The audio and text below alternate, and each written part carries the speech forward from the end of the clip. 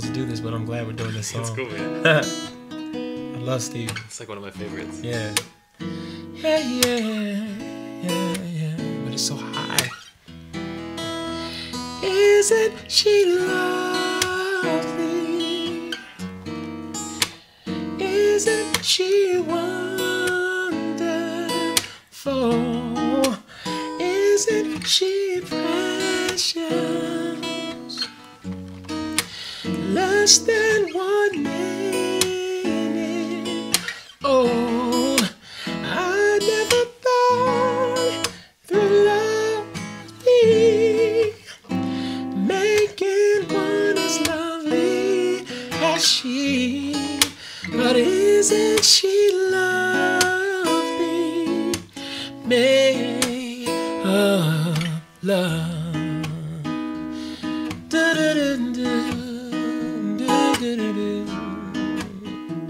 Yeah.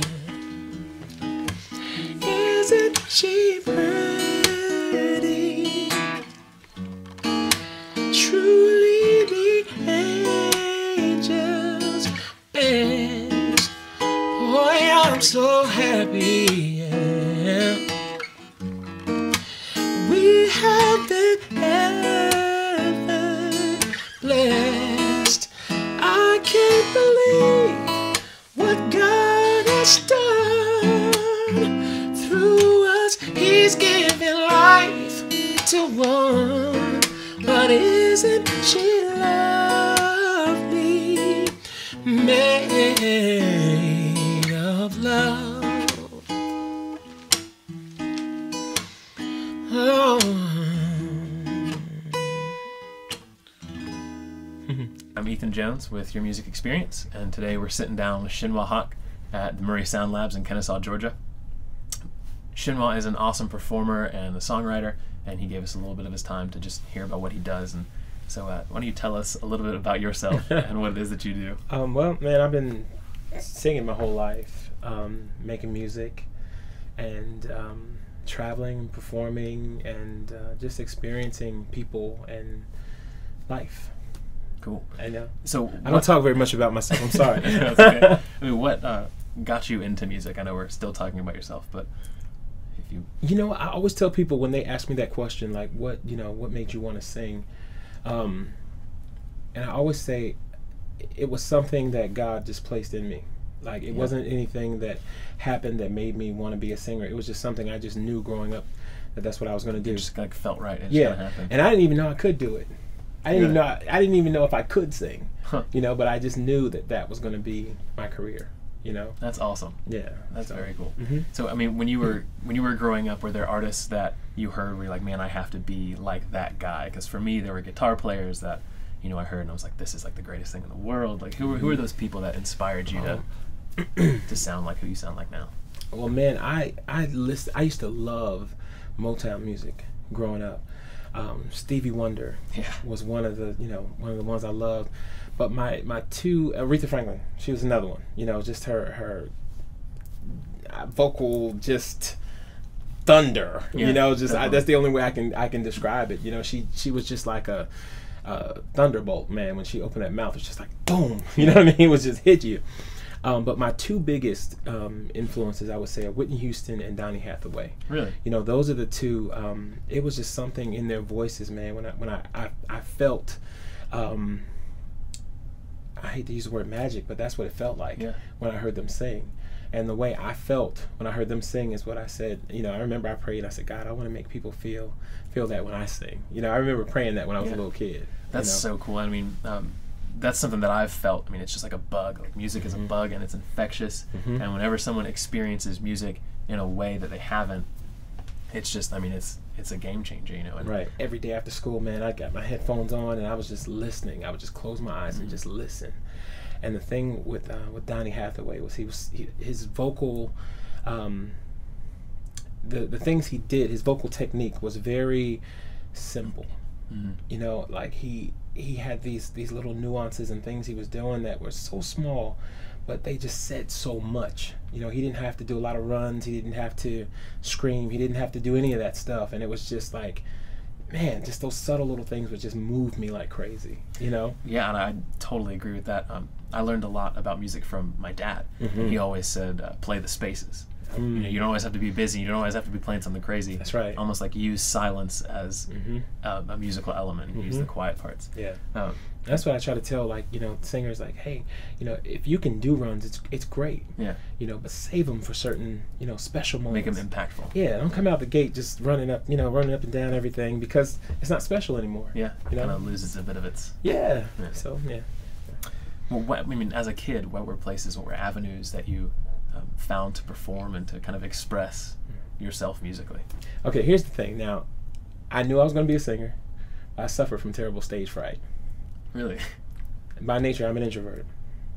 And as a kid, it was even worse. You know, I didn't like being in front of people. I didn't like talking in front of people. And performing in front of people, I wanted to do it, but I was terrified. You know, so I would like... you know, school talent shows in elementary school, I would always sign up for them, and I would force myself to do it. And my knees used to, you know, just like shake so bad, like I just couldn't move from the spot I was standing in. But over time, man, I just kind of just got used to it and learned how to kind of push the nervousness down a little bit to go on. But that was it, man. Just school talent shows and church, you know, singing at family reunions. You know, we always had talent shows and family reunions, and we would just, I mean, we didn't have like anything extraordinary to use. I would just put in the cassette tape of whoever my favorite artist was, and I would sing along to them with, you know, not even the instrumental. It was just like me singing with, you know, singing over whoever was right, singing. You know, and everybody was clapping. Hey, baby, good job. You know. So. Yeah, well, that's so cool. I did not know that about you, and that, you know, you kind of had stage fright and that you're more introverted with it.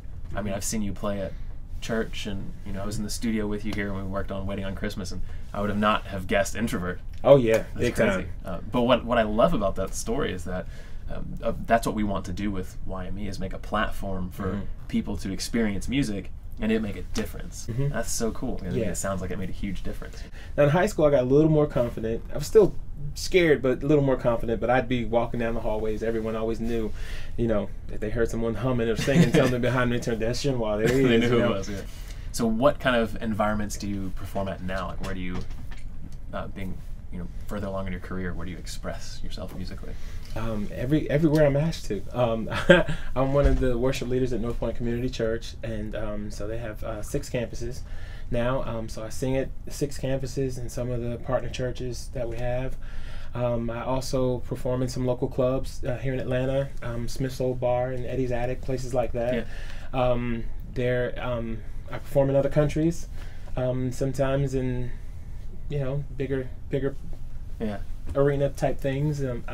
So it's kind of everywhere. I go everywhere, man. That's so cool. I go everywhere. My mom is probably responsible for that, because she, you know, growing up, she kind of drilled into us like, hey, you can be whatever you want to be. You can do whatever you want to do. There's no limits. Of course, she thought I was going to be a lawyer or a doctor or something. So she didn't know it was going to backfire, and I was going, hey, I want to be a musician, you know. So, dang it. Yeah, right. So I know before we started, you told us about an upcoming album. Is there anything you can reveal about that? Sure. I mean, I don't have a title for it yet. This is my first inspirational worship record, and I'm excited and a little nervous about it at the same time, because I've been kind of putting it off for years, you know. So I finally feel like I'm in a place now where God can use me. You know, cool. I wasn't sure that He could. I wasn't sure that I had anything to offer that was of value. But you know, He's kind of showed me through the last few years, like, hey, I got you. Yeah. So are they songs that you're writing, or are they covers? Or there's going to be a couple of covers, but I'm going to do some writing. Yeah, that's going to be writing. Cool. There's a lot of stuff I want to talk about, because the place I'm in right now is just trying to just build my best life.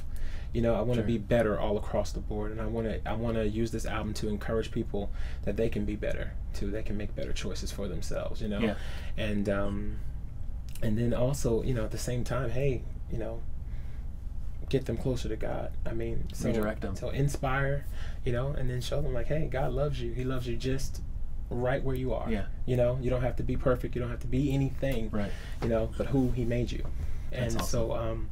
So that's what I want this album to do. Just to, you know, when people listen to it, they just inspired, filled with hope, encouraged, you know. Yeah. And yeah, that's the goal for this record. Yeah. So how does this album particularly, other than the fact that it's, you know, the inspirational worship album, how does it differ from your other albums? This time I think I'm going to be more intentional, like I said, in just pointing to the hope factor.